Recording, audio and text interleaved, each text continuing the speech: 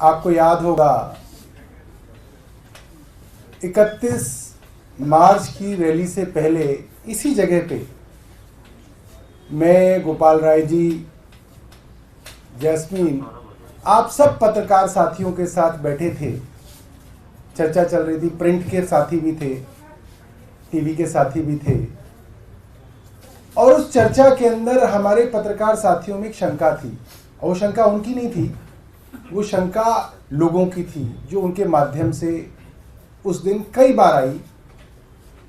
शंका थी कि क्या अरविंद केजरीवाल के गिरफ्तार होने के बाद, जब पार्टी में मनीष सिसोदिया जेल के अंदर हैं, संजय सिंह जेल के अंदर हैं, सत्येंद्र जैन जेल के अंदर हैं और मुख्यमंत्री और पार्टी के कन्वीनर अरविंद केजरीवाल जेल में हैं, क्या इस रैली में लोग आएंगे?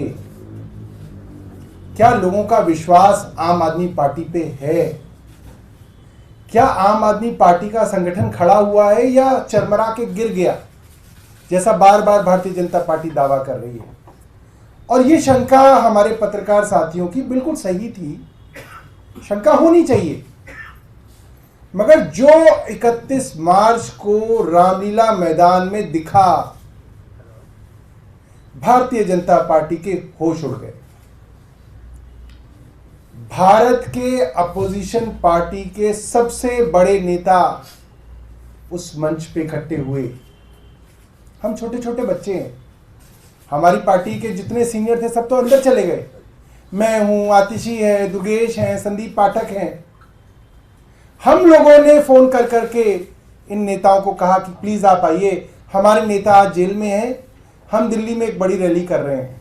हम जैसे लोगों ने, जिन पे हमारे पास फोन नंबर भी नहीं थे, लोगों के फोन नंबर भी मांगे। अखिलेश यादव का नंबर दे दीजिए, फारूक अब्दुल्ला साहब का नंबर दे दीजिए। पहली बार फोन कर रहे हैं तो उनके पास नंबर भी नहीं है हमारा, क्योंकि हमने कभी किया ही नहीं उनको फोन, हमें जरूरत ही नहीं पड़ी।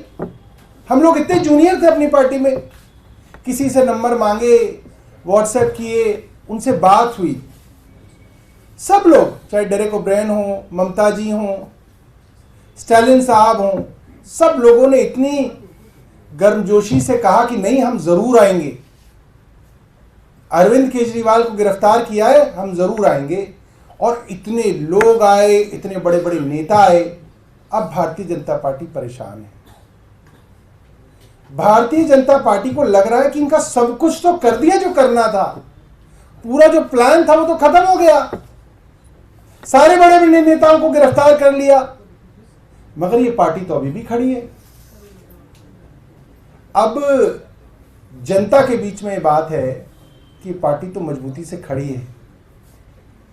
पत्रकारों को बात इसलिए नहीं पता चलती क्योंकि जनता डर रही है। जनता बोलने से डरती है, वोट डालने से नहीं डरेगी। ये बात भारतीय जनता पार्टी जान रही है।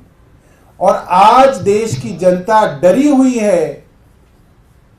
ये देश के लिए बहुत बड़ी चिंता की बात है, क्योंकि डरे हुए तो तब थी जनता जब अंग्रेजों का शासन होता था। लोग डरते थे उनके सामने अपनी बात कहने से, लोग डरते थे अपनी मन की बात कहने से, लोग डरते थे अंग्रेजों से सवाल पूछने से। और डर के, डरा के, दबा के, जेल का डर दिखा के अंग्रेज हम पे शासन करते थे।